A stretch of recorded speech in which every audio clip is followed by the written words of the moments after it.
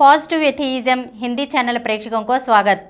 आज मैं श्री जे.के. वर्मा से लिखी हुई महान स्वतंत्रता सेनानी सुब्रमण्य भारती जी का जीवन वृत्त आपके सामने प्रस्तुत करना चाहती हूँ। सरकार से मिली धमकियाँ। जब उन्होंने अंग्रेज विरोधी कविताएं लिखी व भाषण दिए तो उन्हें सरकार की ओर से चेतावनियों और धमकियाँ मिलने लगी। उन्हें काला पानी की सजा देने की बातों की जाने लगी।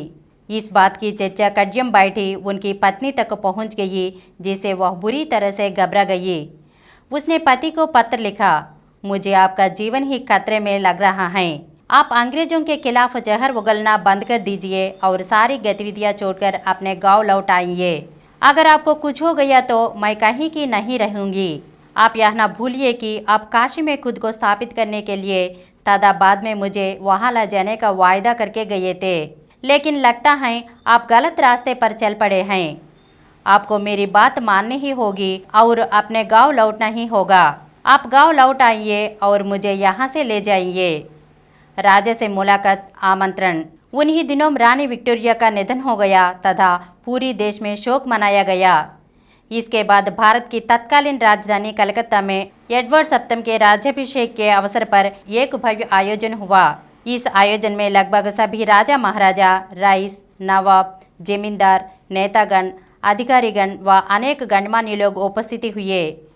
इन्हीं में शामिल थे एट्टयपुरम के राजा। कार्यक्रम में भाग लेने के बाद तीर्थयात्रा के उद्देश्य से राजा जब काशी पहुंचे तो अचानक भारती की उनसे मुलाकात हो गई।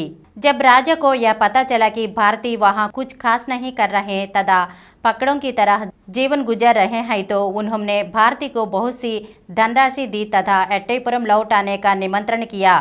संयोग कुछ ऐसा बना कि एक ओर तो पत्नी ने भारती को गांव लौटने का अनुरोध कर दिया और दूसरा राजा ने भारती इनकार नहीं कर सके। उन्होंने अपना सामान समेटा तथा बुआ व फूफा से इजाज़त लेकर अपने गांव लौट आए। वहां रहने का प्रबंध आदि करने के बाद वे अपनी पत्नी को लेने के लिए ससुराल चले गए। पत्नी ने सिर पीट लिया। जब चलम्माल को लेने भारती पहुंचे तो वे बहुत प्रसन्न हुई। उन्हें सबसे अधिक खुशी इस बात की हुई कि पति ने उनकी बात मान ली थी तथा बिना वक्त गवाए उन्हें लेने भी पहुंच गए थे। वे खुशी खुशी ससुराल के लिए विदा हुई। घर पहुंचकर उन्होंने देखा कि वहां बहुत से सामान के गट्टर बंधे हुए रखे थे। चलम्माल ने सोचा कि पति ने सामान लाने के बाद उसे खोला नहीं होगा। उन्हें लगा कि वे जरूर उनके लिए अच्छी अच्छी साड़ियाँ व श्रृंगार का सामान लाए होंगे, लेकिन जब उसने सारे गट्टर एक एक करके खोले तो अपना माथा पीट लिया। उन गट्टरों में सिवाय पुस्तकों के और कुछ भी नहीं था। पुस्तकों के अलावा अगर कुछ और था तो वे थी काफिया और कविताएं लिखे हुए कागजों के ढेर। अगले एपिसोड में सुब्रमण्य भारती जी के बारे में और कुछ अंशों को जानेंगे। धन्यवाद।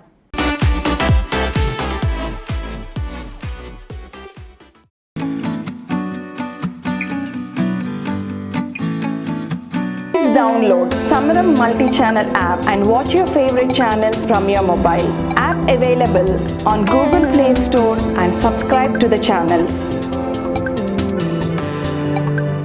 For more videos, please subscribe to this channel Positive Atheism and activate the bell icon.